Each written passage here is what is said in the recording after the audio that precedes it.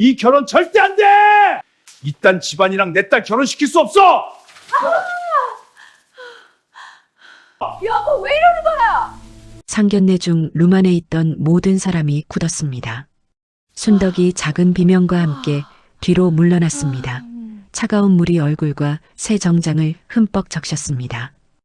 아버지, 왜 이러시는 거예요?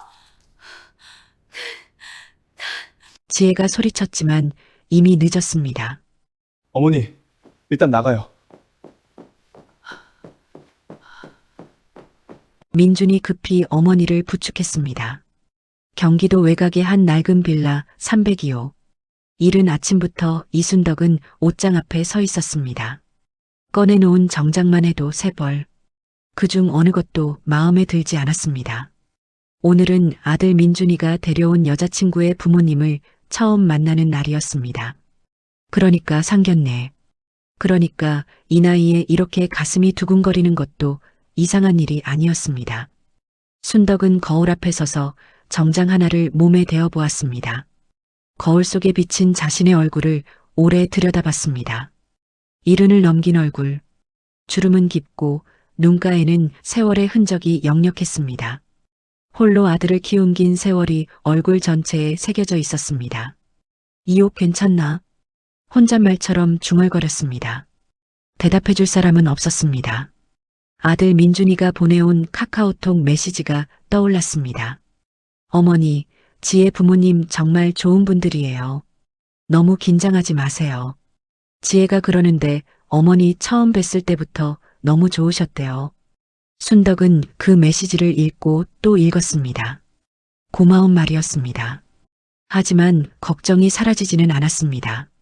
서지혜의 집안은 달랐습니다. 서울 강남 고급 아파트에 사는 집안. 아버지 서강철은 중견건설회사 회장. 어머니 윤미는 전직 대학 교수. 그에 비해 자신은 경기도 외곽 빌라에 살며 동네 반찬 가게를 운영하는 이른한 살 노인. 이게 맞나? 내가 거기 가도 되는 건가?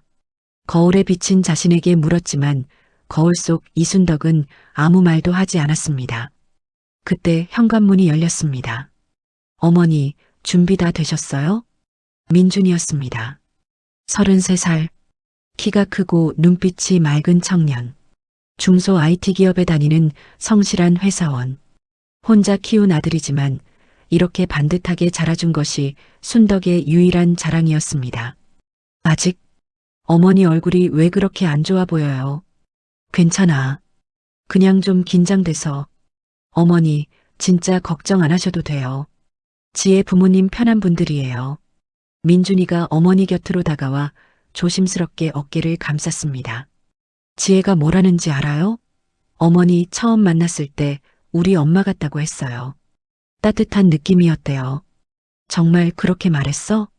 네. 진짜예요. 순덕은 아들을 바라봤습니다. 저 눈빛이 거짓말을 하는 눈빛이 아니라는 것 25년 넘게 키우면서 알고 있었습니다. 그럼 이제 갈까요? 민준이가 어머니의 코트를 들어주며 말했습니다. 순덕은 마지막으로 거울을 한 번 더 바라봤습니다. 그리고 작은 숨을 한 번 고르고 현관문을 나섰습니다. 빌라 앞에 주차된 민준의 차에 올라타면서 순덕은 안전벨트를 맸습니다. 손끝이 미세하게 떨렸습니다. 차는 익숙한 골목을 벗어나 큰 도로로 향했습니다. 편의점, 세탁소, 오래된 슈퍼.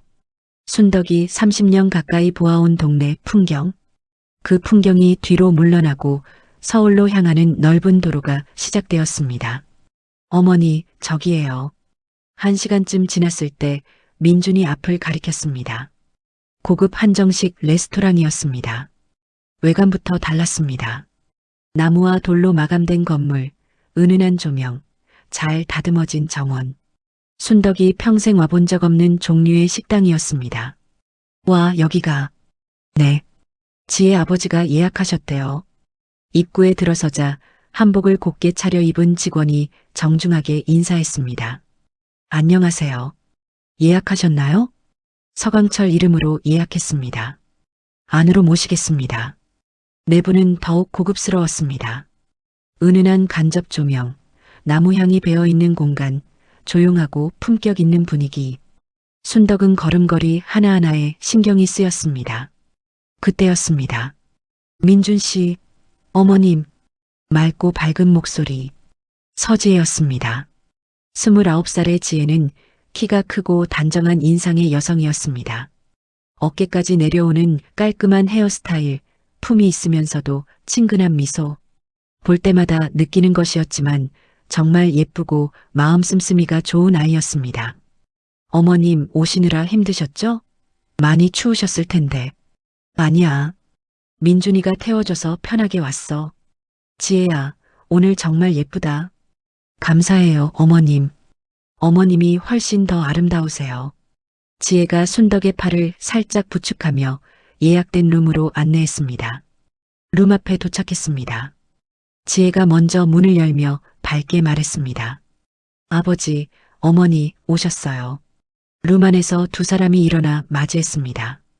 서강철, 키가 크고 넓은 어깨, 당당한 체형, 짧게 다듬어진 회색 머리카락과 깊고 날카로운 눈빛, 오랜 세월 기업을 이끌어온 사람에게서 풍기는 그 묵직한 위압감. 박윤미, 우아하고 단정한 인상의 여성, 중간 키의 날씬한 체형, 어깨까지 내려오는 단발머리, 전직 대학 교수답게 품이 있고 차분한 분위기. 어서 오세요. 광철이 먼저 인사했습니다. 민준이가 정중하게 고개를 숙였습니다. 안녕하세요, 아버님. 순덕도 따라서 깊숙이 허리를 숙였습니다. 안녕하세요. 처음 뵙겠습니다. 그 순간이었습니다. 인사를 마치고 고개를 드는 순간 순덕과 광철의 눈이 마주쳤습니다. 그 찰나 두 사람은 동시에 굳어버렸습니다. 시간이 멈춘 것 같았습니다. 순덕의 얼굴에서 핏기가 가셨습니다. 손끝이 차가워졌습니다. 심장이 이상한 방향으로 뛰기 시작했습니다. 광철도 그 자리에서 꼼짝도 하지 못했습니다. 그의 눈이 순덕에게 고정된 채 흔들렸습니다. 그 얼굴이었습니다. 30년 전 이창식을 찾아 그 집 문을 두드렸을 때 문을 열어주던 그 여자. 남편은 지금 없어요. 짧고 낮은 그 목소리까지 기억났습니다. 그 눈빛도, 그 표정도 30년 동안 단 한 번도 잊은 적이 없었습니다. 무언가 빠르게 연결되는 것처럼 표정이 굳어가고 있었습니다. 광철의 입술이 움직였지만 말이 나오지 않았습니다. 룸 안에 묘한 정적이 흘렀습니다. 윤미, 지혜, 민준, 세 사람 모두 두 사람의 이상한 반응을 보며 당황스러운 표정을 지었습니다. 자리에 앉으시죠. 윤미가 어색한 침묵을 깨며 조심스럽게 말했습니다. 네. 순덕이 떨리는 목소리로 대답하며 자리에 앉았습니다. 광철도 맞은편에 앉았습니다. 하지만 여전히 순덕을 똑바로 보지 못했습니다. 테이블 위에는 이미 정성스럽게 차려진 요리들이 놓여 있었습니다. 하지만 아무도 젓가락을 들지 않았습니다. 아버지, 괜찮으세요?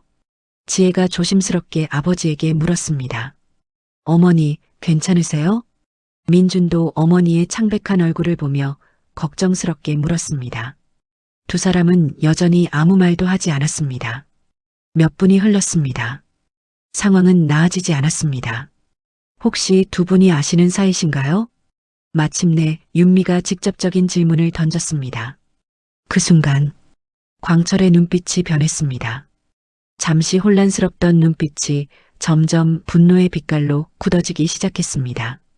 주먹이 저절로 쥐어졌습니다. 숨소리가 거칠어졌습니다. 당신, 광철의 목소리가 낮고 떨렸습니다. 순덕이 고개를 숙였습니다. 아무 말도 할 수 없었습니다. 그저 테이블 위에 놓인 자신의 손을 바라봤습니다. 이순덕 씨, 광철이 이름을 불렀습니다. 그 이름을 입에 올리는 것만으로도 그가 30년 동안 쌓아온 무언가가 움직이는 것 같았습니다. 어떻게 여기에? 광철의 분노가 임계점을 향해 치솟고 있었습니다. 여보, 윤미가 남편의 어깨에 손을 올리며 낮게 말했습니다. 하지만 광철의 감정은 이미 선을 넘어가고 있었습니다. 벌떡 일어났습니다. 이 결혼 절대 안 돼. 룸 안에 있던 모든 사람이 굳었습니다. 이딴 집안이랑 내 딸 결혼시킬 수 없어. 그러자 광철은 테이블 위에 있던 물컵을 집어들었습니다. 아버지, 지혜가 소리쳤지만 이미 늦었습니다. 광철이 물컵을 순덕에게 끼얹었습니다. 으악! 순덕이 작은 비명과 함께 뒤로 물러났습니다. 차가운 물이 얼굴과 새 정장을 흠뻑 적셨습니다. 어머니, 민준이 급히 어머니를 부축했습니다. 여보, 왜 이러는 거예요? 윤미가 완전히 당황하며 남편을 막으려 했습니다. 이 더러운 자리에서 당장 나와. 광철이 아내와 딸을 향해 소리쳤습니다. 아버지, 왜 그러세요? 왜 갑자기? 지혜가 눈물을 글썽이며 아버지를 바라봤습니다. 빨리 나와. 광철이 딸의 손을 잡아당겼습니다. 지혜는 순덕을 걱정스럽게 바라봤습니다. 눈에서 눈물이 흘렀습니다. 하지만 아버지의 기세에 눌려 어쩔 수 없이 따라 나갔습니다. 문이 쾅 닫혔습니다. 룸 안에 남은 것은 물에 젖어 떨고 있는 순덕과 어리둥절한 민준뿐이었습니다. 어머니, 민준이 어머니를 안으며 말했습니다. 그의 목소리는 낮고 조심스러웠지만 그 안에는 걱정과 당혹감이 가득 차 있었습니다. 순덕은 아무 말도 하지 못했습니다. 눈물이 볼을 타고 흘러내렸습니다. 젖은 정장도 차가운 물의 감촉도 느껴지지 않았습니다. 다만 오랫동안 잊고 있었던 이름 하나가 머릿속을 맴돌았습니다. 서광철. 30년 전 그 이름. 집으로 돌아오는 길은 지옥 같았습니다. 운전하는 민준의 얼굴은 하얗게 굳어 있었습니다. 순덕은 물에 젖은 채로 창밖만 바라봤습니다. 차 안에는 축축한 습기와 아무도 꺼내지 못하는 말들만 가득했습니다. 민준은 어머니의 모습을 힐끗힐끗 확인했습니다. 평생 그렇게 강인했던 어머니가 이렇게 무너져 있는 모습을 본 적이 없었습니다. 가슴이 찢어질 것 같았습니다. 집에 도착했습니다. 어머니, 옷부터 갈아입으세요. 감기 걸리겠어요. 응, 그래야겠다. 힘없는 목소리였습니다. 방으로 들어간 순덕은 한참 만에 나왔습니다. 젖은 머리카락을 수건으로 대충 닦은 흔적이 역력했고 화장을 지운 얼굴에는 깊은 피로가 새겨져 있었습니다. 거실 소파에 털썩 주저앉았습니다. 민준이 맞은편에 조심스럽게 앉았습니다. 평소보다 거리를 좀 더 두었습니다. 그렇게 아무 말도 없이 시간이 흘렀습니다. 마침내 민준이 입을 열었습니다. 어머니, 대체 무슨 일이에요? 그분과 아시는 사이예요? 순덕의 어깨가 미세하게 떨렸습니다. 그게 입을 열었다가 다시 닫았습니다. 어머니, 천천히 말씀하세요. 민준의 목소리는 부드러웠습니다. 다그치는 것이 아니라 기다리는 목소리였습니다. 그 따뜻함에 순덕의 마음이 조금 풀렸습니다. 깊은 숨을 들이쉬었습니다. 그리고 천천히 입을 열었습니다. 서광철 씨는 말을 멈췄습니다. 서광철 씨는 30년 전에 내 아버지한테 사업을 완전히 망하게 한 사람이야. 민준의 눈이 커졌습니다. 뭐라고요? 그 사람이 아버지 사업 파트너였어. 근데 아버지가 그 사람을 배신했어. 공금을 빼돌리고 회사를 파산시켰어. 서광철 씨는 그 피해자야. 잠시 침묵이 흘렀습니다. 민준의 머릿속에서 무언가가 빠르게 연결되기 시작했습니다. 그럼 아버지가 그분한테 나쁜 짓을 한 거예요? 그래. 그래서 그분이 그렇게 화가 나신 거고요? 그래. 민준은 소파에서 일어나 거실을 이리저리 걸어다니기 시작했습니다. 이럴 수가. 어떻게 이런 일이. 그가 머리를 감싸쥐었습니다. 어머니, 그럼 법적으로 저랑 지혜가 결혼 못할 이유는 없잖아요. 저희는 아무 관계도 없는 사람들인데. 순덕의 표정이 어두워졌습니다. 민준아, 어머니, 제발, 지혜 없으면 못 살아요. 이게 저와 지혜 잘못이에요? 저희가 뭘 어쨌다고. 민준의 목소리가 떨리기 시작했습니다. 어머니가 모르세요? 지혜가 저한테 얼마나 소중한지. 그 사람이 없으면 제 인생에 아무것도 없어요. 순덕은 아들을 바라봤습니다. 아들의 눈에 눈물이 고여 있었습니다. 민준아, 미안하다. 엄마가, 어머니, 민준의 목소리가 절규에 가까워졌습니다. 이제 와서 갑자기 이러면 저는 어떡하라고요. 더 이상 말을 잇지 못했습니다. 고개를 깊이 숙이고 어깨를 떨었습니다. 순덕은 아들에게 다가가고 싶었습니다. 안아주고 싶었습니다. 하지만 어떤 말도 할 수 없었습니다. 정말 미안하다. 그것이 순덕이 할 수 있는 전부였습니다. 민준이 고개를 들었습니다. 눈물범벅이 된 얼굴로 어머니를 바라봤습니다. 그러니까 지혜를 포기하라는 거예요? 순덕은 대답하지 못했습니다. 민준은 어머니를 한참 바라보다가 돌아섰습니다. 무거운 발걸음으로 자신의 방으로 향했습니다. 민준아. 불렀지만 돌아보지 않았습니다. 방문이 쾅 닫혔습니다. 그 소리가 집안에 길게 울려 퍼졌습니다. 순덕은 거실에 혼자 남았습니다. 소파에 기댄 채 오랫동안 움직이지 못했습니다. 그날 이후 집안의 공기가 달라졌습니다. 민주는 방에서 거의 나오지 않았습니다. 문을 두드려도 대답이 없었습니다. 민준아, 밥 먹어라. 아들아, 회사 늦겠다. 아무 대답이 없었습니다. 순덕은 문 앞에 한참 서 있다가 포기하고 돌아섰습니다. 둘째 날도 셋째 날도 똑같았습니다. 밤이 되면 더욱 괴로웠습니다. 침대에 누워도 잠들지 못했습니다. 베개에 얼굴을 묻고 소리 없이 울었습니다. 만약 30년 전 그 일이 없었다면 아들은 지금쯤 행복한 결혼을 준비하고 있었을 것입니다. 만약 남편이 그런 사람이 아니었다면. 하지만 그 모든 가정은 의미가 없었습니다. 현실은 현실이었습니다.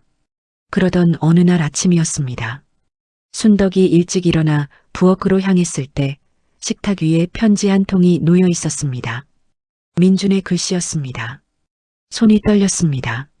어머니께, 어머니, 그동안 저를 키워주셔서 감사합니다. 저는 지혜 없이는 못 살 것 같아요. 죄송합니다. 마이너스 민준 올림. 순덕의 다리에서 힘이 빠졌습니다. 편지를 든 채 그 자리에 주저앉았습니다. 민준아. 급히 일어나 아들의 방으로 뛰어갔습니다. 방은 비어 있었습니다.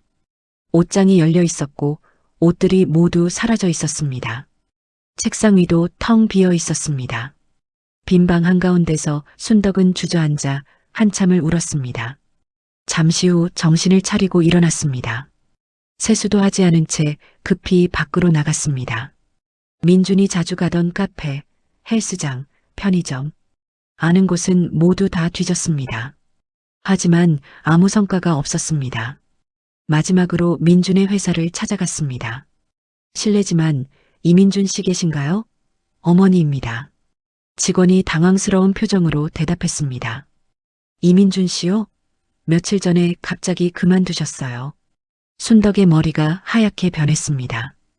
회사까지 그만뒀다는 것은 정말로 완전히 떠나겠다는 뜻이었습니다. 무거운 발걸음으로 회사를 나온 순덕은 마지막 희망으로 지혜에게 전화를 걸었습니다. 신호음이 길게 울렸습니다.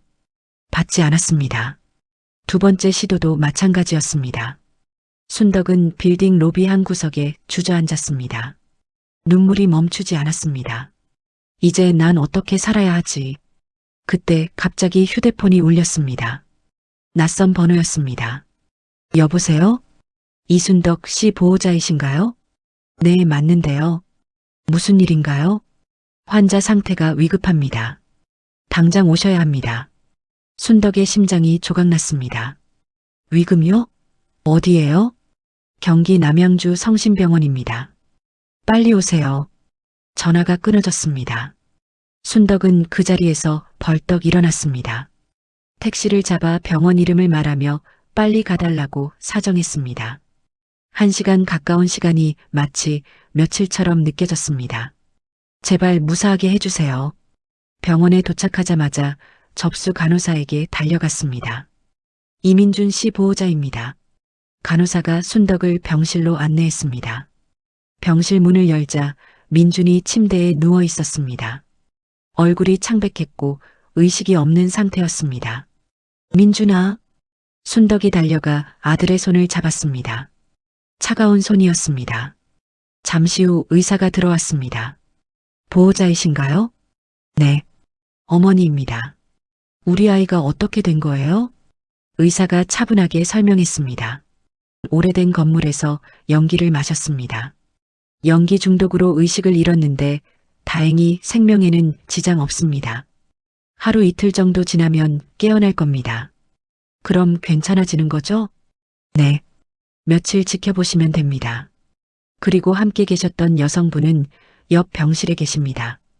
그분도 연기를 마셔서 의식을 잃으셨는데 역시 생명에는 지장 없습니다. 순덕은 그 말을 듣고 눈을 감았습니다. 함께 있던 여성, 지혜였을 것입니다. 두 사람이 함께 있었다는 것, 함께 위험한 상황에 처했다는 것. 서강철은 이 사실을 알면 가만히 있지 않을 것입니다. 침대 옆 의자에 털썩 앉았습니다. 아들의 창백한 얼굴을 바라봤습니다. 민준아, 엄마 왔어. 대답이 없었습니다. 미안하다. 엄마가. 한참 시간이 흘렀을 때였습니다. 화장실을 다녀오기 위해 복도로 나온 순덕은 저 멀리서 익숙한 목소리를 들었습니다. 쿵 하고 심장이 내려앉았습니다. 서강철이었습니다. 그는 아내 윤미와 함께 복도를 빠르게 걸어오고 있었습니다. 그러다 순덕을 발견하는 순간 눈이 벌개졌습니다. 큰 걸음으로 다가오더니 순덕의 옷깃을 거칠게 잡았습니다. 당신 아들 때문에 내 딸이 죽을 뻔했잖아. 순덕의 몸이 휘청거렸습니다. 예전에도 그렇고 왜 자꾸 내 인생을 이렇게 힘들게 하는 거야? 복도에 있던 다른 보호자들과 간호사들이 놀라며 쳐다봤습니다. 미안해요. 정말 미안해요. 순덕은 아무 저항도 하지 못하고 사과만 했습니다. 눈물이 흘렀습니다. 여보, 이러지 마요. 여기 병원이에요. 윤미가 급히 달려와 남편을 말렸습니다. 아무리 화가 나도 그렇지 이게 어디 여성분한테 할 행동이에요. 당신답지 않게. 정신 차려요. 간호사들도 달려와 제지했습니다. 환자들이 있습니다. 자제해 주세요. 광철이 마지못해 손을 놓았습니다. 하지만 숨소리는 여전히 거칠었고 쥔 주먹이 떨리고 있었습니다. 여보, 지혜 보러 가요. 윤미가 남편의 팔을 잡아 이끌었습니다. 광철이 순덕에게서 눈을 떼고 돌아섰습니다. 순덕은 그 자리에 혼자 남았습니다. 복도 벽에 기대어 한참 동안 움직이지 못했습니다. 목이 아팠습니다. 광철에게 잡혔던 옷깃 부분이 구겨져 있었습니다. 하지만 그보다 더 아픈 것은 이 모든 것이 26년 전 그날에서 시작되었다는 것이었습니다. 한편 지혜의 병실에서는 서강철이 딸의 침대 옆에 앉아 있었습니다. 산소 마스크를 쓰고 누워있는 딸의 얼굴을 바라보며 광철은 복잡한 감정에 휩싸여 있었습니다. 분노, 걱정, 죄책감, 공허함. 모든 감정이 한꺼번에 뒤섞여 있었습니다. 윤미가 조용히 들어와 남편 옆에 앉았습니다. 한동안 아무 말 없이 딸을 바라봤습니다. 딸의 평온한 숨소리만이 병실 안에 울렸습니다. 당신. 윤미가 마침내 입을 열었습니다. 목소리는 부드러웠지만 그 안에는 단단한 무게가 담겨 있었습니다. 대체 무슨 일이에요? 지금까지 당신이 그렇게 감정적으로 폭발한 건 처음이에요. 당신 과거 일이고 묻지 않으려고 했지만 이제는 알아야 할 것 같아요. 이순덕 씨와 무슨 일이 있었던 건가요? 광철의 어깨가 떨렸습니다. 한참 침묵이 흘렀습니다. 그가 마침내 입을 열었습니다. 30년 전에 내가 사업을 할 때였어. 목소리가 낮게 가라앉았습니다. 함께 회사를 차린 사업 파트너가 있었어. 그 사람 이름이 이창식이야. 이순덕 씨 남편이고. 윤미가 조용히 들었습니다. 우리가 함께 세운 회사가 점점 커지고 있었는데 어느 날 그 사람이 회사 공금을 빼돌렸어. 내가 모르는 사이에 업무 계약서를 위조하고 거래처 돈을 가로채고 내가 알아챘을 때는 이미 회사가 완전히 무너지고 있었어. 윤미의 눈빛이 깊어졌습니다. 회사만 망한 게 아니야. 내가 보증을 선 빚까지 내 이름으로 남았어. 하루아침에 전 재산을 잃었지. 직원들 월급도 못 줬어. 그 사람은 돈 챙겨서 사라져버렸고 광철의 손이 떨렸습니다. 그때 내 나이가 40이었어. 당신이랑 결혼하기 전이었고 그 배신으로 내가 얼마나 힘들었는지. 다시는 사람 믿지 말자고 생각했어. 자살까지 생각했었어. 윤미가 남편의 손을 조심스럽게 잡았습니다. 그런데 오늘 그 배신한 사람의 아내가 우리 딸 앞에 나타난 거야. 내 딸을 그 집안 아들한테 보내라고. 어떻게 내가 가만히 있을 수 있어. 광철의 목소리에 다시 분노가 차올랐습니다. 하지만 동시에 그 분노 아래 오래된 상처가 선명하게 느껴졌습니다. 윤미는 남편의 손을 꼭 쥐었습니다. 많이 힘들었겠죠. 당신. 그녀의 목소리에는 진심 어린 공감이 담겨 있었습니다. 하지만 당신한테 솔직하게 물어보고 싶어요. 광철이 아내를 바라봤습니다. 그 배신은 이창식 씨가 한 거잖아요. 이순덕 씨가 한 게 아니라 그분이 그 사실을 알고 있었는지 막을 수 있었는지도 우린 아직 몰라요. 그리고 윤미가 딸의 얼굴을 바라봤습니다. 이미 30년이 지난 일이에요. 그 일 때문에 우리 지혜가 이렇게 아파해야 할까요? 광철이 딸을 바라봤습니다. 산소 마스크를 쓰고 누워있는 지혜의 창백한 얼굴. 가슴이 찔렸습니다. 어른들의 일은 어른들의 일로, 아이들의 일은 아이들의 일로 생각하는 게 현명하지 않을까요? 윤미의 말이 계속되었습니다. 그리고 잘 생각해봐요. 우리가 지혜 때문에 이렇게 마음이 아픈 것처럼 이순덕 씨도 마찬가지예요. 유일한 가족인 아들이 집을 나갔고 그 아들이 우리 딸과 함께 사고까지 당했는데 얼마나 무너졌겠어요. 광철은 고개를 숙였습니다. 당신이 아까 그분 멱살을 잡으셨을 때 저는 정말 마음이 아팠어요. 당신 마음은 100번 이해하지만 그래도 당신답게 이 일을 풀어갔으면 좋겠어요. 오랜 침묵이 흘렀습니다. 광철이 마침내 고개를 들었습니다. 내가 너무했어. 그의 목소리는 낮았지만 그 안에 뭔가 무거운 것이 내려앉는 소리가 들렸습니다. 윤미가 안도의 한숨을 조용히 내쉬었습니다. 아이들끼리 서로 원하고 사랑하는데 내 개인적인 일 때문에 방해할 수 없지. 그것이 그날 밤 서강철이 도달한 결론이었습니다. 병원은 점점 조용해졌습니다. 복도를 오가는 의료진의 발소리만이 간간히 들렸습니다. 그날 밤 광철은 잠들지 못했습니다. 병실 소파에 기대어 눈을 감았지만 잠은 오지 않았습니다. 천장을 바라보다가 딸의 자는 얼굴을 바라보다가 다시 천장을 바라봤습니다. 이순덕의 얼굴이 자꾸 떠올랐습니다.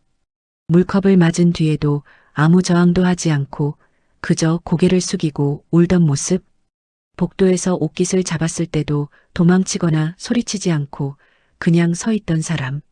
30년 동안 그는 그 집안 전체를 원망했습니다.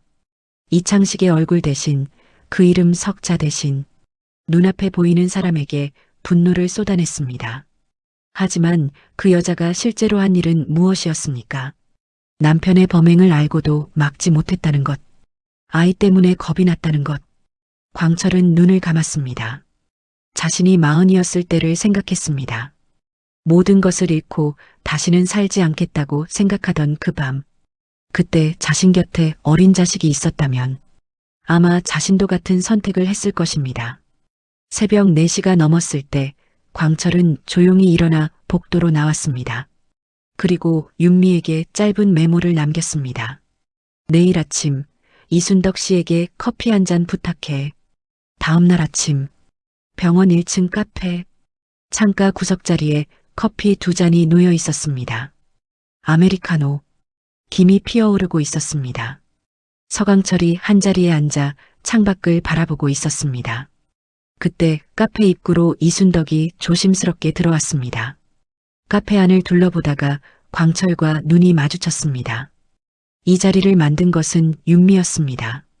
그녀는 두 사람이 단둘이 이야기할 시간이 필요하다는 것을 알고 있었습니다. 순덕이 조심스럽게 테이블로 다가왔습니다. 안녕하세요. 작은 목소리였습니다.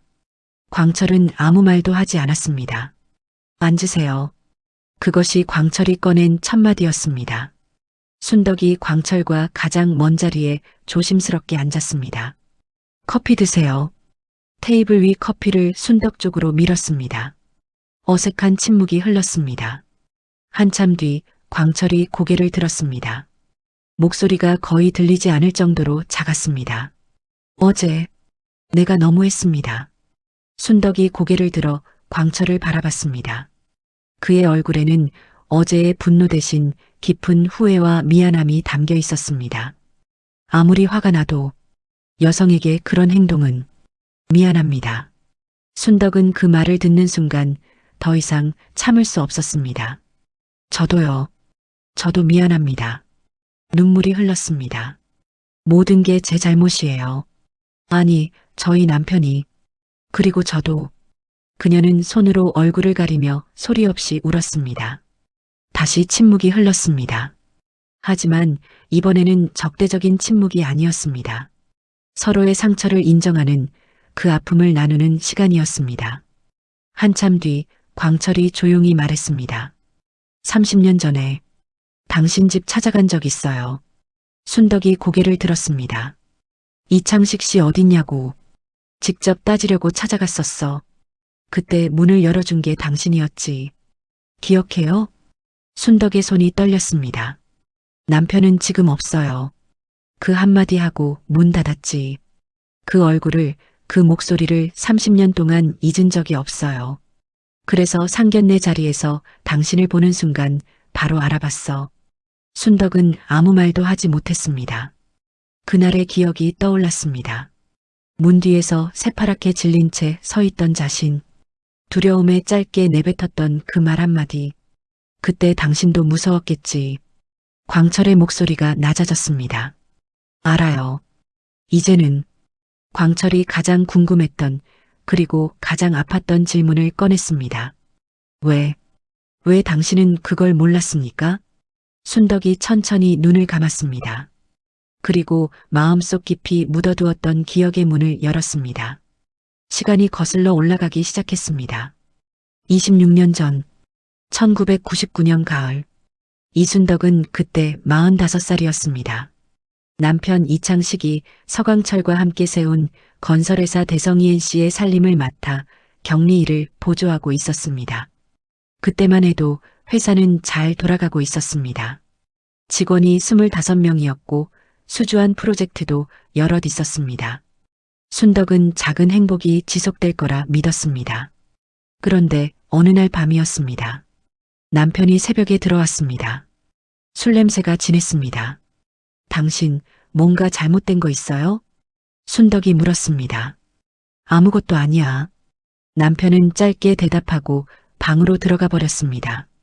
그 다음 날도 남편의 표정이 어두워졌습니다. 밤늦게 들어오는 날이 많아졌습니다. 순덕은 이상한 느낌이 들었습니다. 어느 날 남편이 회사에 나간 사이 서류 정리를 하다가 우연히 통장 내역서 하나를 발견했습니다. 이상했습니다. 거래처 이름으로 나간 금액들이 있었는데 그 금액들이 회사의 공식 계약서에는 나오지 않는 항목이었습니다. 순덕의 손이 떨렸습니다. 금액이 컸습니다. 수백만 원이 아니라 수억 원. 이게 뭐지? 남편에게 물어보려 했습니다. 하지만 그 순간 남편이 집에 들어왔습니다.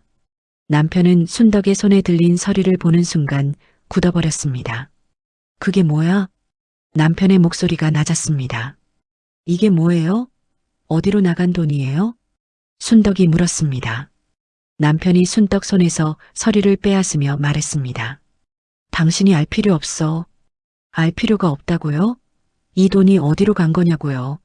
남편이 순덕을 똑바로 바라봤습니다. 그 눈빛에는 두려움이 있었습니다. 당신은 모르는 게 나아. 나한테 맡겨. 이창식 씨, 제발 물어보지 마. 그것이 대화의 끝이었습니다. 순덕은 그 순간 느꼈습니다. 뭔가 돌이킬 수 없는 일이 이미 시작되었다는 것을. 그 뒤로 몇 달이 지났습니다. 어느 날 회사에서 서강철이 회사 돈이 이상하다는 것을 눈치채기 시작했다는 이야기가 흘러나왔습니다. 남편은 더욱 불안해했습니다. 집에 들어오면 말이 없었고 술을 마시는 날이 잦아졌습니다.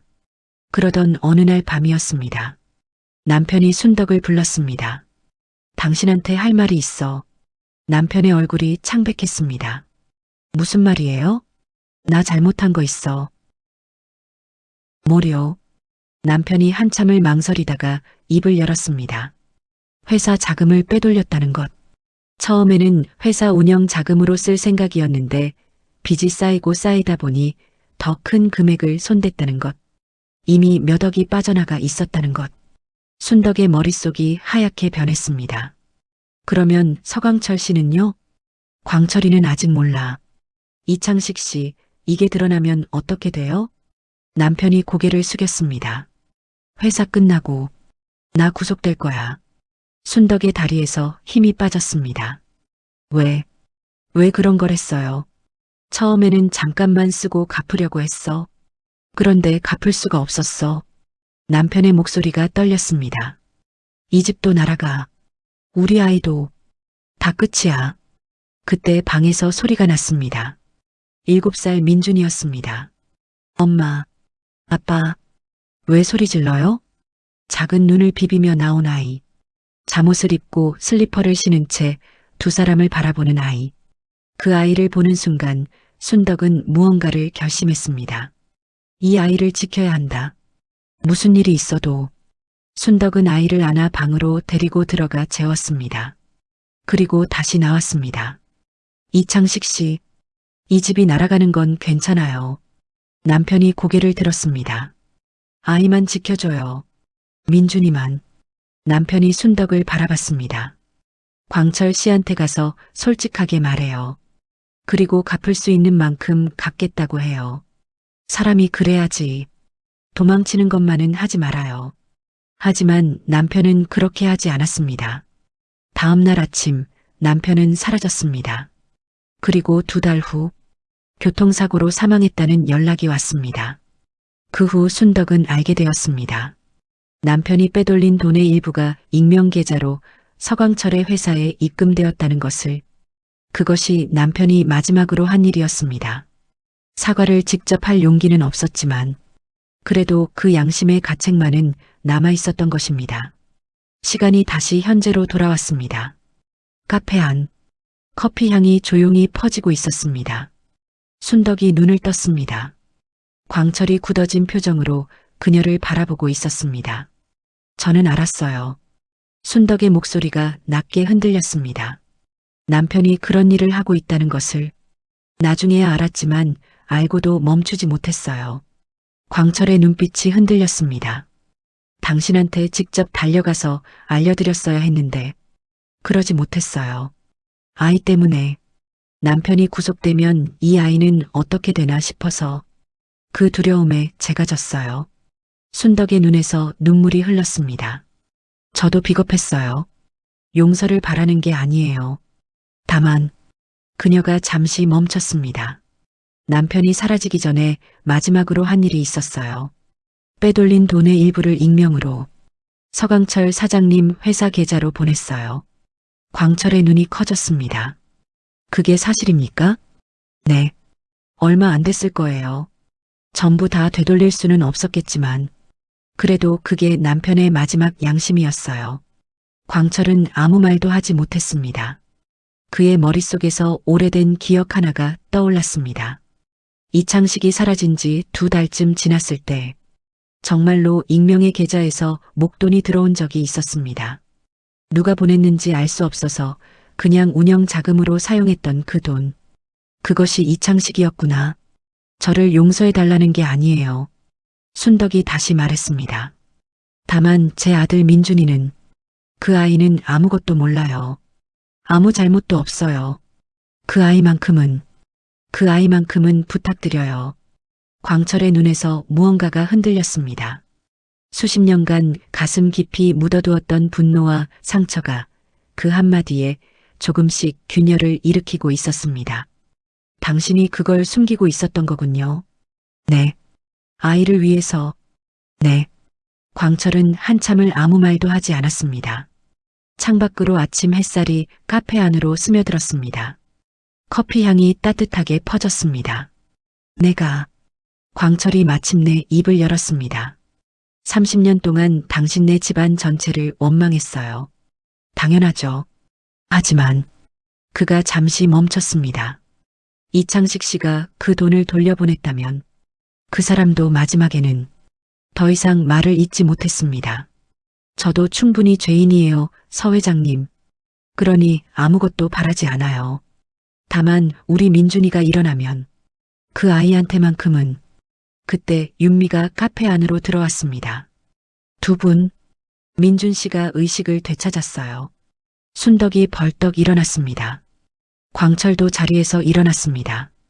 두 사람은 빠른 걸음으로 카페를 나와 병실로 향했습니다. 문을 열고 들어가니 민준이 침대에 앉아 있었습니다. 얼굴은 여전히 창백했지만 눈을 뜨고 있었습니다. 의식이 완전히 돌아온 상태였습니다. 갑자기 세 사람이 한꺼번에 들어오는 것을 보고 민준이 눈을 크게 떴습니다. 어머니, 그리고 장인어른, 장모님, 왜 다 같이? 순덕이 아들에게 달려가 손을 잡았습니다.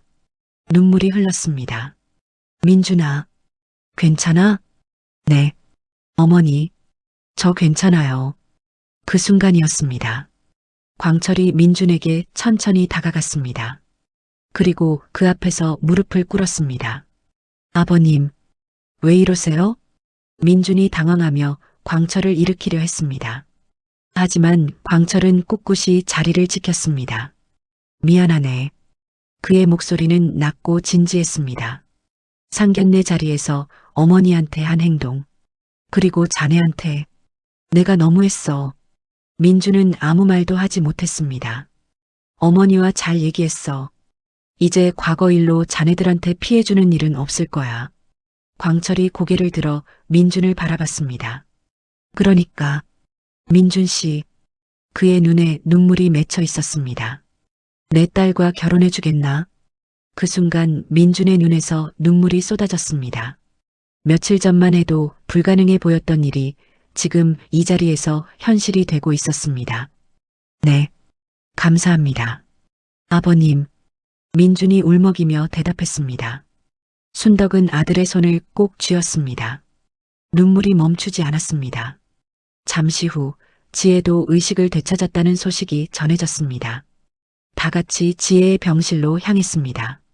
지혜가 눈을 떴을 때 침대 주변에는 아버지, 어머니, 민준, 그리고 이순덕이 함께 서 있었습니다.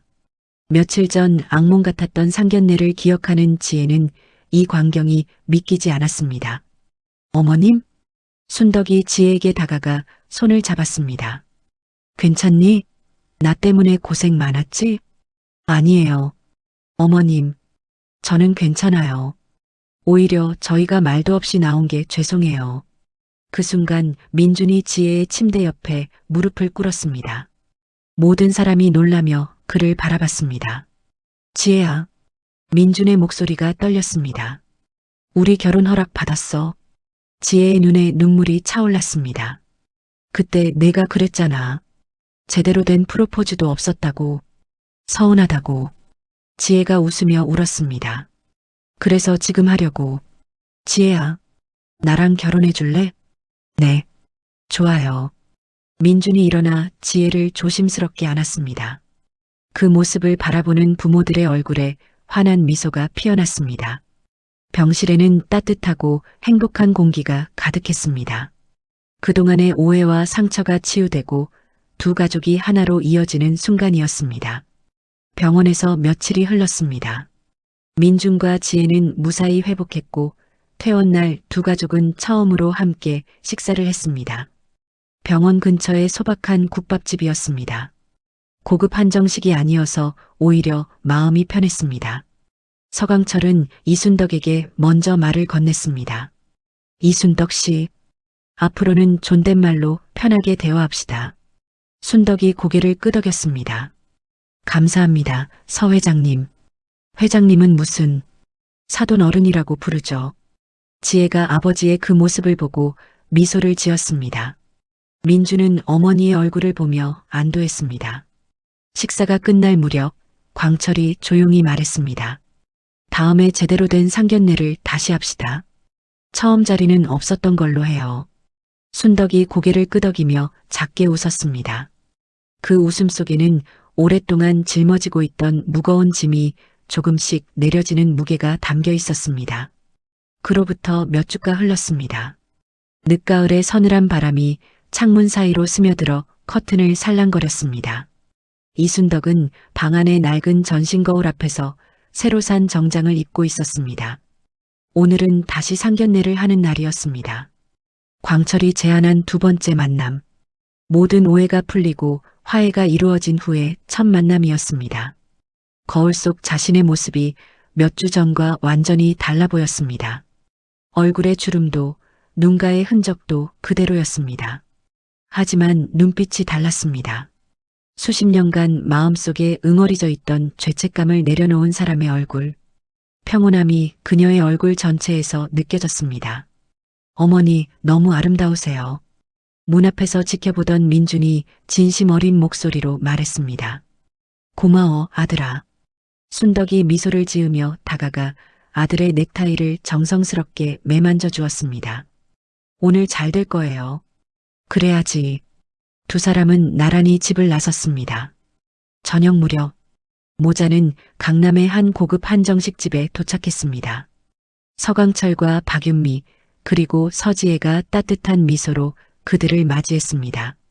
어서 오세요. 잘 오셨어요. 광철이 순덕에게 먼저 인사했습니다. 이제 서로 사돈이 될 사이인 만큼 예의를 갖추되 편안한 분위기로 대하기로 했습니다. 룸 안에 들어서자 따뜻하고 활기찬 기운이 가득했습니다. 처음 상견례 자리와는 천지 차이였습니다.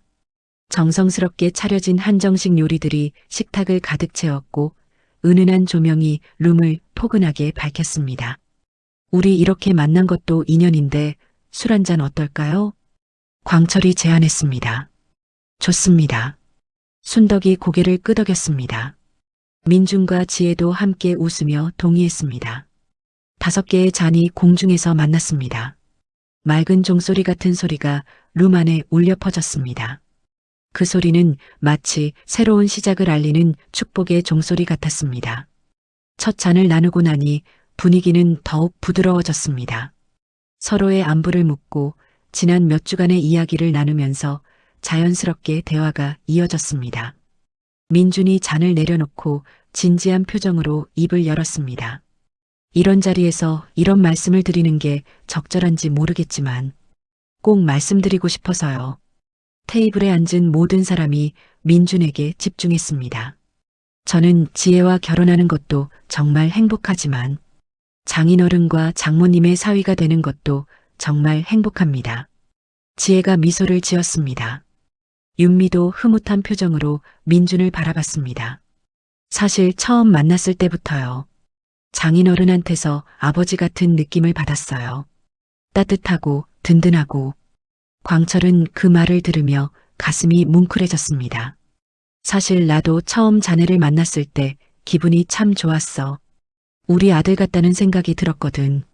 민준의 얼굴이 더욱 밝아졌습니다.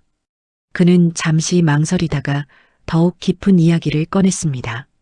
사실 다들 아시겠지만 저는 입양아입니다. 루만이 조용해졌습니다. 어릴 적 기억이 거의 없어요. 제 친어머니는 저를 낳으시면서 세상을 떠나셨고 친아버지는 민준이 잠시 말을 멈췄습니다. 제가 아주 어릴 때 사고로 돌아가셨다고 들었어요. 정확히 언제인지는 몰랐는데 나중에 어머니한테 들으니 제가 4살 때였대요. 광철이 민준의 표정을 유심히 바라봤습니다. 무언가 익숙한 느낌이 들었습니다. 하지만 그 느낌이 무엇인지는 정확히 알 수 없었습니다. 다행히 어머니가 저를 알아봐 주시고 키워주셔서 이렇게 행복하게 살 수 있었습니다. 민준이 순덕을 바라보며 따뜻하게 웃었습니다. 순덕도 미소를 지었습니다. 눈가가 촉촉해졌습니다. 저를 이렇게 키워주신 어머니, 그리고 저희 결혼을 허락해 주신 장인어른, 장모님께 진심으로 감사드립니다. 민준이 일어나 정중하게 인사를 했습니다. 모든 사람들이 감동받았습니다. 하지만 이 상황에서 유독 한 사람만 아무 말도 하지 못하고 그 자리에 굳어 있었습니다. 서강철이었습니다. 그의 얼굴이 창백해지고 있었습니다. 여보, 왜 그러세요? 괜찮아요? 윤미가 남편의 이상한 모습을 보고 걱정스럽게 물었습니다. 광철은 대답하지 않았습니다. 그의 머릿속에서 무언가가 빠르게 연결되고 있었습니다. 민준의 친아버지, 4살 때 사고로 사망, 입양, 그것만으로는 충분하지 않았습니다. 하지만 광철이 떨리는 목소리로 민준에게 물었습니다. 혹시 미안하지만 하나만 물어봐도 될까요? 네, 물론이죠. 친아버지의 성함을 여쭤봐도 될까요?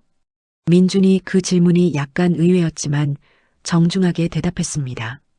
박도연이라고 합니다. 그 순간 광철의 몸이 크게 떨렸습니다. 혹시 아버지가 언제 돌아가셨는지. 광철의 목소리는 점점 더 떨렸습니다. 테이블 위에 모든 사람이 그의 이상한 반응을 주목하고 있었습니다. 민준이 조심스럽게 대답했습니다. 1999년이요. 가을이었대요. 교통사고였다고. 광철의 눈에서 갑자기 눈물이 쏟아져 나왔습니다. 그는 고개를 떨구고 하염없이 울기 시작했습니다. 테이블 위의 모든 사람이 완전히 당황했습니다. 여보, 대체 무슨 일이에요? 윤미가 급히 남편의 어깨에 손을 올리며 물었습니다. 아무도 무슨 일이 일어나고 있는지 알 수 없었습니다. 오직 서강철만이 알고 있었습니다. 지금 자신의 앞에 앉아 있는 이 청년이 누구인지를, 자신이 그토록 아꼈던 그 사람의 아들이 바로 여기에 있다는 것을. 시간이 거꾸로 흐르기 시작했습니다. 서강철의 눈앞에 수십 년 전의 기억들이 생생하게 되살아났습니다. 1990년대 초, 광철이 대성이엔 씨를 처음 세웠을 때, 그때 그는 35살이었습니다. 이창식과 함께 작은 회사를 차렸고 직원이 10명도 채 되지 않았습니다. 그 10명 중에 박도연이 있었습니다. 25살, 경력이 전혀 없었지만 눈빛이 맑고 성실했습니다. 광철의 면접 자리에서 떨면서도 당당하게 자신의 생각을 말하던 그 청년을 광철은 처음 보는 순간 마음에 들었습니다. 저 아직 아무것도 모릅니다. 하지만 열심히 배우겠습니다. 그게 도연이가 한 말이었습니다. 도연은 정말 열심히 했습니다. 남들보다 2시간 일찍 출근했고 모르는 것이 있으면 밤새워 공부했습니다. 야근도 마다하지 않았습니다. 광철은 그런 도연이를 아꼈습니다.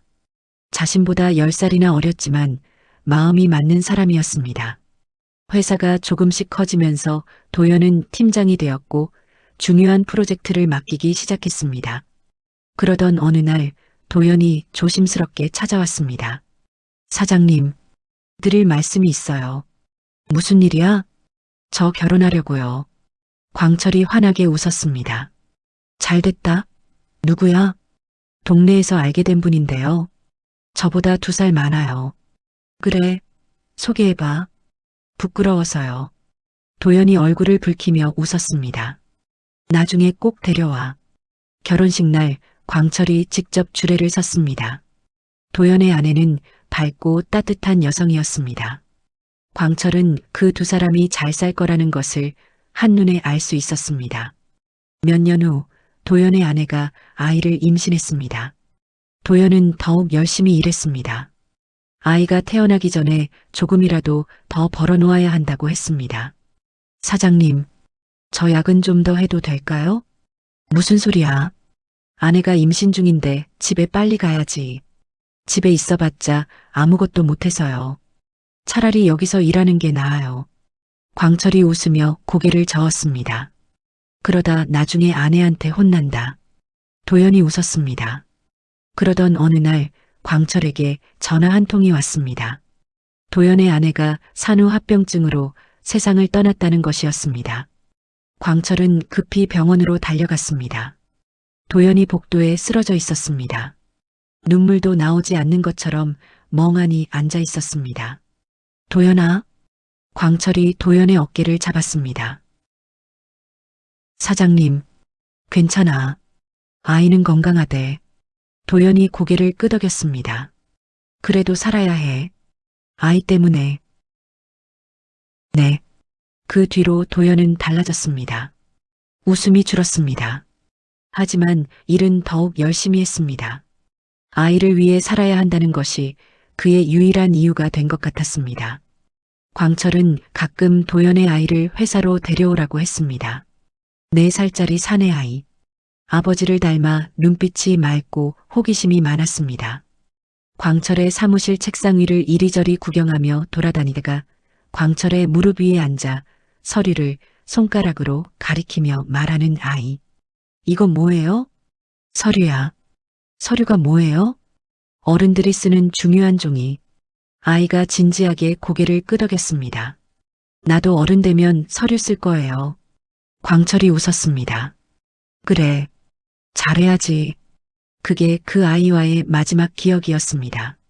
얼마 지나지 않아 대성이엔 씨가 무너졌습니다. 이창식의 배신 때문이었습니다. 회사가 무너지는 혼란 속에서 도연이 교통사고로 세상을 떠났다는 소식이 전해졌습니다. 광철은 그 소식을 듣고 한동안 아무것도 할 수 없었습니다. 회사도 재산도 잃었는데 그보다 더 소중했던 사람마저. 도연의 아이는 어디로 갔을까? 고모나 삼촌 같은 친척이 있다는 말을 들은 것 같기도 했지만 정확히 알지 못했습니다. 이후 몇 년간 광철은 재기하는데 모든 것을 쏟아부었습니다. 새 아내 윤미를 만났습니다. 딸 지혜가 태어났습니다. 그 와중에 도연의 아이를 찾으려 했지만 아무 단서도 없었습니다. 세월이 흐르면서 그 아이에 대한 기억도 마음속 깊은 곳으로 밀려났습니다. 그리고 지금 30년 가까이 지난 지금 시간이 다시 현재로 돌아왔습니다. 한정식 집 루만. 따뜻한 조명이 테이블 위를 비추고 있었습니다. 광철이 천천히 고개를 들었습니다. 눈물이 뺨을 타고 흘러내리고 있었습니다. 그는 민준을 바라봤습니다. 민준의 맑은 눈빛. 그 눈빛이 박도연을 닮아 있었습니다. 처음 만났을 때부터 어딘지 익숙하다는 느낌을 받았던 이유가 이것이었습니다. 민준 씨. 광철의 목소리가 떨렸습니다. 박도연 씨는 내가 20년 넘게 그리워했던 사람이야. 루만의 모든 사람이 숨을 죽였습니다. 그 사람이 내 회사 직원이었어. 내가 정말 아꼈던 사람. 회사가 무너지고 나서 사고로 세상을 떠났는데 그 후에 아들이 어떻게 됐는지 찾고 싶었는데 끝내 찾지 못했어. 민준의 얼굴이 창백해졌습니다. 그 아들이 자네였구나. 광철이 민준을 바라보는 순간 그의 눈에서 눈물이 다시 흘러내렸습니다. 루만의 모든 사람들이 이 운명적인 진실에 압도되었습니다. 민준의 눈에도 눈물이 맺혔습니다. 장인어른, 미안해. 그때 내가 좀 더 신경을 썼더라면 자네 아버지가 세상을 떠났을 때 자네를 찾아서 돌봤어야 했는데. 광철이 눈을 감았습니다. 박도연 씨가 마지막으로 나한테 한 말이 있어. 회사가 어려워질 때 그 사람이 나한테 와서 말했어. 뭐라고 하셨는데요? 민준이 떨리는 목소리로 물었습니다. 아이만 부탁합니다. 제가 어떻게 되더라도 아이만 잘 부탁합니다. 그 순간 민준은 더 이상 눈물을 참지 못했습니다. 광철이 자리에서 일어나 민준에게 다가갔습니다. 그리고 아무 말 없이 민준을 안아주었습니다. 미안하다. 제때 찾아주지 못해서. 광철의 목소리는 울음으로 흔들렸습니다. 괜찮습니다, 아버님. 민준도 눈물을 흘리며 광철을 안았습니다. 그 모습을 바라보는 지혜와 윤미, 그리고 이순덕. 세 사람 모두 눈물을 흘렸습니다. 광철이 민준에게서 물러서며 이순덕을 바라봤습니다. 이순덕 씨. 순덕이 광철을 바라봤습니다. 도연이 아들을 이렇게 키워주셔서 정말 감사합니다. 광철의 목소리에는 깊은 진심이 담겨 있었습니다. 그동안 고생하셨어요. 정말. 순덕은 그 말을 듣고 고개를 숙였습니다. 눈물이 흘렀습니다. 지난 30년이 눈물 속에 녹아내리는 것 같았습니다. 제가 더 감사해요. 그것이 순덕이 할 수 있는 전부였습니다. 윤미가 남편의 곁에 서서 조용히 말했습니다. 결국 만날 사람은 만나는군요. 광철이 고개를 끄덕였습니다. 이 모든 건 우연이 아니야. 우리는 이렇게 만날 운명이었어. 그 말이 룸안을 따뜻하게 채웠습니다. 그날 이후 몇 주가 흘렀습니다. 광철이 차를 몰고 경기도 외곽으로 향했습니다. 조수석에 윤미, 뒷좌석에 민준과 이순덕이 타고 있었습니다. 차가 구불구불한 시골길을 천천히 달렸습니다. 뒷좌석에 앉은 민준은 계속 창밖을 내다보며 생각에 잠겨 있었습니다. 순덕은 손을 무릎 위에 가지런히 놓고 있었지만 손끝이 미세하게 떨렸습니다. 40분쯤 달린 후 완만한 언덕 위 작은 공동묘지 입구 앞에서 차가 멈췄습니다. 여기가. 민준이 당황스러운 표정으로 중얼거렸습니다. 내려서 함께 걷자. 광철이 차에서 내리며 말했습니다. 익숙한 듯 특정 방향으로 걸어갔습니다. 그 뒤를 따라 세 사람이 조용히 걸었습니다. 언덕 중턱쯤에서 광철이 발걸음을 멈췄습니다. 소박하지만 정성스럽게 관리된 묘비 하나가 서 있었습니다. 박도연의 묘. 민준이 그 묘비를 보는 순간 숨이 멎는 것 같았습니다. 눈가에 눈물이 맺혔습니다. 순덕도 가슴이 뭉클해졌습니다. 무의식적으로 두 손을 모으고 고개를 숙였습니다. 광철이 묘비 앞에서 천천히 무릎을 꿇었습니다. 도연아. 그의 목소리가 떨렸습니다. 그동안 못 찾아와서 미안해. 볼 면목이 없었어. 묘비를 바라보는 그의 눈빛에는 깊은 후회와 그리움이 가득했습니다. 내가 마지막으로 부탁한 그 아이. 이렇게 훌륭하게 자랐어. 광철이 잠시 민준을 바라봤습니다. 너를 닮아서. 눈빛이 맑고 따뜻한 아이로. 내 딸이랑 결혼한대. 바람이 불어와 묘지의 나뭇잎들을 살랑거렸습니다. 미안하다, 도연아. 그리고 고맙다. 잠시 침묵이 흘렀습니다. 순덕이 천천히 묘비에 다가갔습니다. 그녀는 정중하게 무릎을 꿇고 두 손을 모았습니다.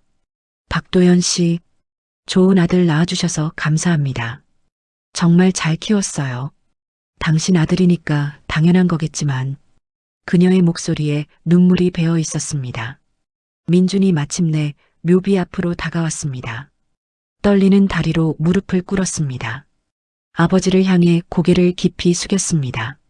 아버지. 그의 목소리는 어린아이처럼 여렸습니다. 저를 낳아주셔서 감사합니다. 저 잘 살고 있어요. 좋은 어머니 만나서, 좋은 사람 만나서, 결혼도 해요. 민준의 어깨가 작게 떨렸습니다. 걱정하지 마세요. 네 사람은 그렇게 한참 동안 묘비 앞에 조용히 앉아 있었습니다. 말없는 묵념의 시간이었습니다. 바람이 불어와 그들의 머리카락을 살짝 스치며 지나갔습니다. 새들이 지저귀는 소리가 평화로운 분위기를 만들어냈습니다. 그렇게 세월이 흘렀습니다. 겨울이 오고 봄이 왔습니다. 벚꽃이 만개한 4월의 어느 화창한 날, 이민준과 서지혜의 결혼식이 열렸습니다.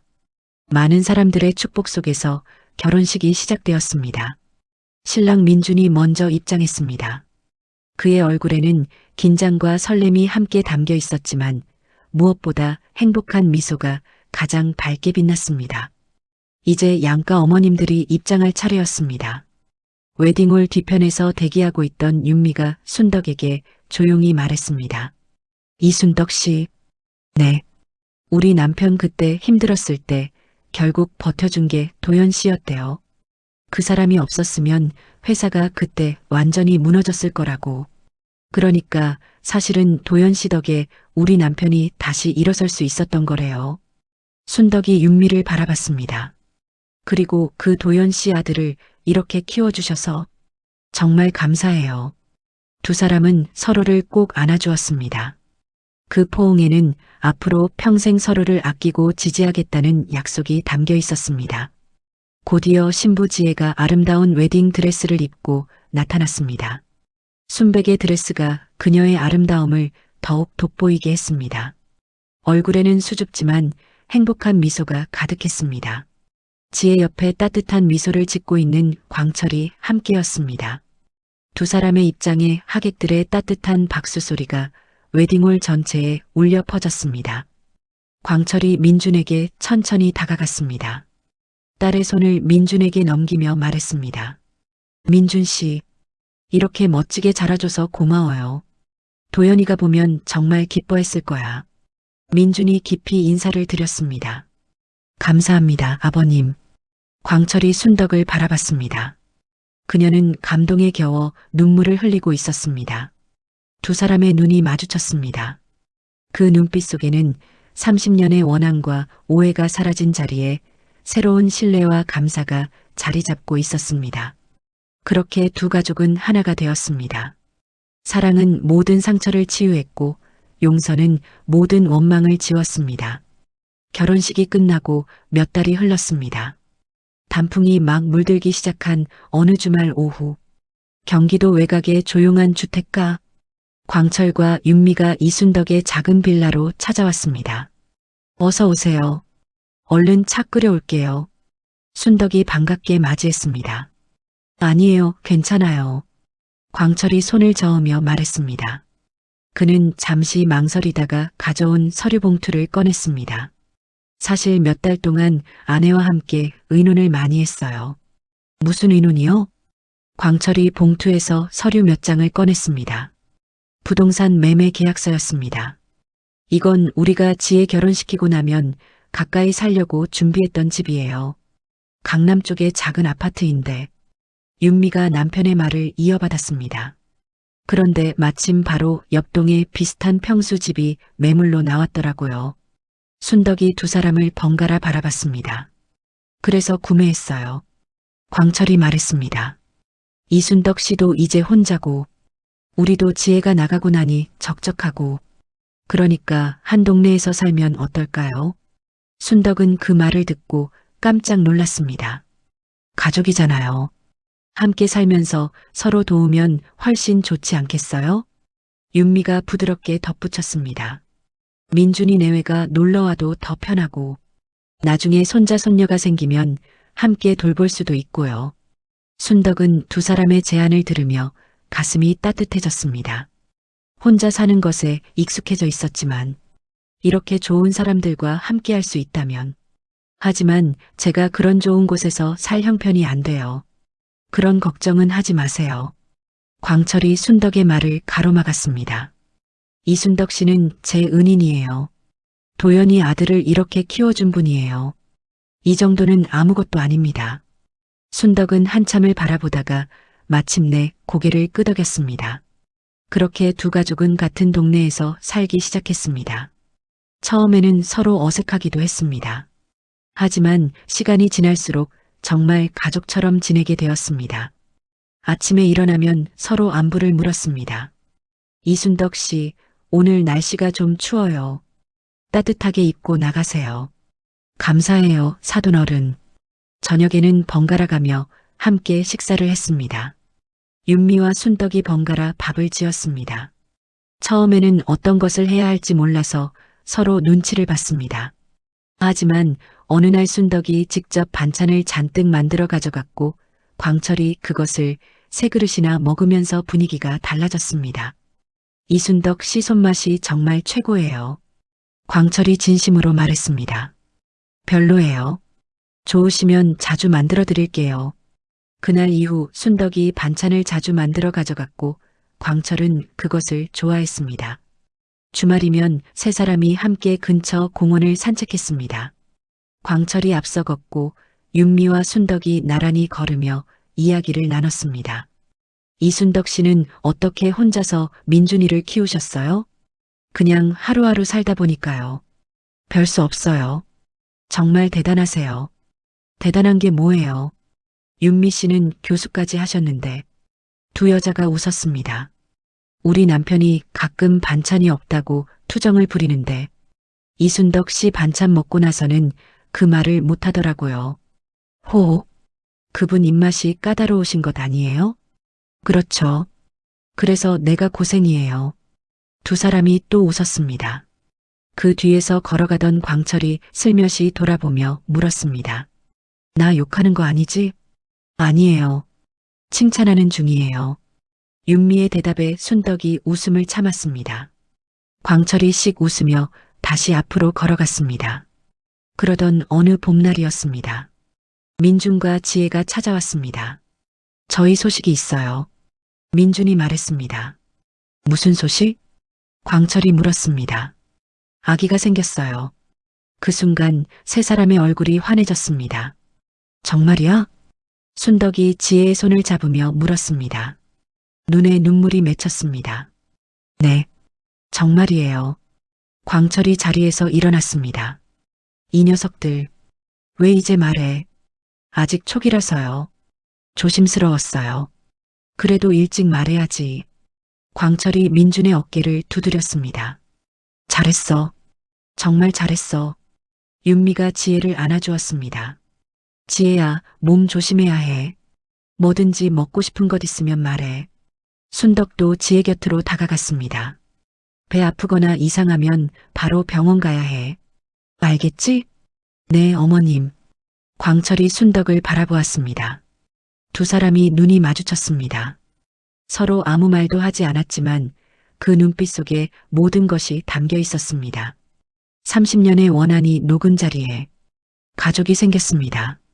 몇 달 후 건강한 사내아이가 태어났습니다. 이름은 도준이라고 지었습니다. 박도연의 도에서 한 글자를 따왔습니다. 도준이를 처음 본 순간 네 사람은 모두 눈물을 흘렸습니다. 광철이 조심스럽게 아이를 안았습니다. 작고 따뜻한 생명. 도연아. 광철이 아이를 바라보며 중얼거렸습니다. 내 손자야.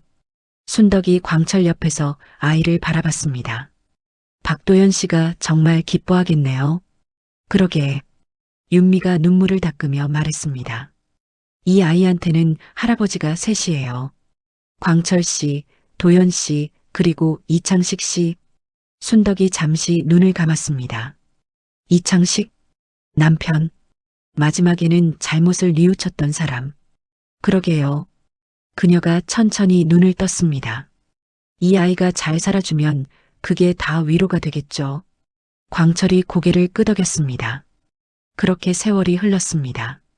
여름이 가고 가을이 오고 겨울이 왔습니다. 그리고 다시 봄이 왔습니다.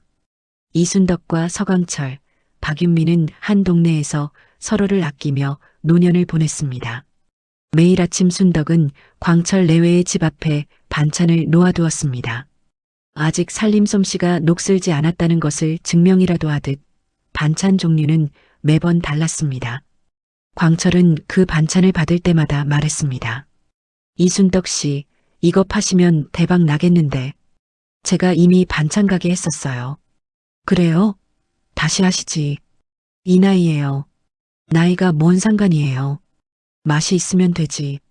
순덕이 웃었습니다. 그 웃음은 몇 달 전과는 달랐습니다. 가볍고 따뜻했습니다. 마음속에 짊어지고 있던 무언가가 사라진 사람의 웃음이었습니다. 민준과 지혜는 주말마다 도준이를 데리고 찾아왔습니다. 도준이는 새할머니 할아버지들의 사랑을 받으며 자랐습니다. 광철의 무릎 위에 앉아 서류를 가리키며 묻는 아이. 이거 뭐야? 서류야. 서류가 뭐야? 광철이 멈칫했습니다. 그 질문이, 그 말투가 30년 전 박도연의 아들이 했던 그 말과 똑같았습니다. 어른들이 쓰는 중요한 종이야. 광철이 말했습니다. 도준이가 진지하게 고개를 끄덕였습니다. 나도 어른 되면 서류 쓸 거야. 광철은 웃었습니다. 눈가가 촉촉해졌습니다. 그래, 잘해야지. 순덕이 그 모습을 보며 미소를 지었습니다. 운명이라는 것이 있다면 아마 이런 것일 겁니다. 끊어진 줄 알았던 인연이 다시 이어지고 돌이킬 수 없을 것 같았던 상처가 아물고 원수였던 사람이 가족이 되는 것. 그것이 운명이라면 순덕은 이 운명이 감사했습니다. 이창식 씨, 당신이 마지막에 그 돈을 돌려보낸 것을, 당신도 결국 사람이었다는 것을 이제는 감사해요. 그 덕에 이렇게 살 수 있으니까. 봄날 오후 공원 벤치에 세 사람이 나란히 앉아 있었습니다. 이순덕, 서강철, 박윤미. 멀리서 도준이가 민준의 손을 잡고 아장아장 걷고 있었습니다. 지혜가 그 옆에서 웃으며 따라갔습니다. 저 녀석이 벌써 저렇게 걷네. 광철이 말했습니다. 어른들은 눈 깜짝할 사이에 크는 게 애들이에요. 순덕이 말했습니다. 이순덕 씨는 민준이 키울 때 어떠셨어요? 윤미가 물었습니다. 힘들었죠. 그래도 행복했어요. 그 아이가 있어서 제가 살 수 있었으니까. 잠시 침묵이 흘렀습니다. 저도 그래요. 광철이 조용히 말했습니다. 지혜가 태어났을 때, 그때서야 다시 살 이유가 생긴 것 같았어요. 윤미가 남편의 손을 살짝 잡았습니다. 자식이 최고야. 광철이 말했습니다. 세 사람이 함께 웃었습니다. 멀리서 도준이가 넘어지는 소리가 났습니다. 그리고 금방 울음소리. 세 사람이 동시에 자리에서 일어났습니다. 도준아. 셋이 한꺼번에 부르는 이름. 민준이 이미 아이를 안고 달래고 있었습니다. 괜찮아요. 별로 안 다쳤어요.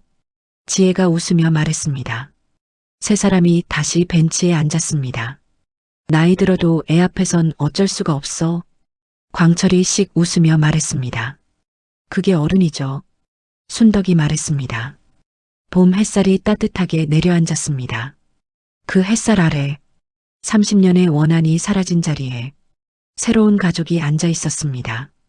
봄비가 내리는 아침이었습니다. 이순덕은 창가에 앉아 빗소리를 들었습니다. 커피 한 잔을 두 손으로 감싸쥐고 유리창에 흘러내리는 빗물을 바라봤습니다. 오래전이라면 이 비가 반갑지 않았을 겁니다. 반찬가게 문을 여는 날은 비가 오면 손님이 줄었으니까요. 아들 민준이가 학교 가는 날 우산이 없어 처마 밑에서 비를 피하던 모습이 기억났습니다. 어머니, 우산 가져왔어요? 그 시절의 민준이 목소리가 귓가에 들리는 것 같았습니다. 지금 민준이는 저 멀리 새 아파트에서 지혜와 도준이와 함께 살고 있습니다. 매주 주말이면 빠지지 않고 찾아옵니다. 도준이가 뛰어와 할머니 하고 달려드는 그 느낌, 그 작은 체온이 두 팔에 안기는 그 무게, 삶의 이유가 있다면 바로 그것이었습니다. 현관 밖에서 노크 소리가 들렸습니다. 이순덕 씨 있어요? 박윤미의 목소리였습니다. 들어오세요. 문이 열리고 윤미가 들어왔습니다. 손에 보자기로 싼 무언가를 들고 있었습니다. 아침에 배추전을 너무 많이 부쳤어요. 갖다 드리려고요. 어머, 제가 드려야 하는데 오히려. 괜찮아요. 저는 이순덕 씨 반찬 훔쳐먹는 날이 더 많은걸요. 두 사람이 웃었습니다. 윤미가 자리에 앉았습니다. 광철 씨는요? 아침 일찍 나갔어요. 동창 만난대요. 이른이 넘어도 만날 사람은 있나 봐요. 좋은 거죠. 그러게요. 잠시 침묵이 흘렀습니다. 빗소리만 창밖에서 고요하게 들렸습니다. 윤미가 조용히 말했습니다. 이순덕 씨. 네. 저는 이순덕 씨 만나서 정말 다행이에요. 순덕이 윤미를 바라봤습니다. 처음에 솔직히 말하면 남편이 그렇게 분노하는 걸 보면서 저도 이순덕 씨가 어떤 분인지 몰라서 불안했거든요. 당연하죠. 그런데 지금은 이 동네에서 이순덕 씨 없으면 허전할 것 같아요. 순덕의 눈가가 촉촉해졌습니다. 저도요. 사돈 어른들 만나서 정말 다행이에요. 두 사람은 함께 배추전을 꺼내 먹었습니다. 빗소리가 배경이 되어 그 작은 아침 식사를 포근하게 감쌌습니다. 창밖의 비는 여전히 내렸습니다. 하지만 창문 안쪽은 따뜻했습니다. 어떤 날은 이렇게 평범한 것이 가장 귀합니다. 사람이 곁에 있다는 것, 함께 밥을 먹는다는 것, 빗소리를 같이 듣는다는 것. 이순덕은 그것을 이제야 온전히 알게 되었습니다. 원수가 가족이 될 수 있을까요? 30년의 상처가 아물 수 있을까요? 이 이야기는 그 질문에 대한 대답입니다. 사람의 마음은 변합니다. 진실은 결국 드러납니다. 그리고 운명은 만날 사람을 반드시 만나게 합니다. 이 가족에게 응원의 말씀을 남겨주세요. 여러분의 댓글이 큰 힘이 됩니다.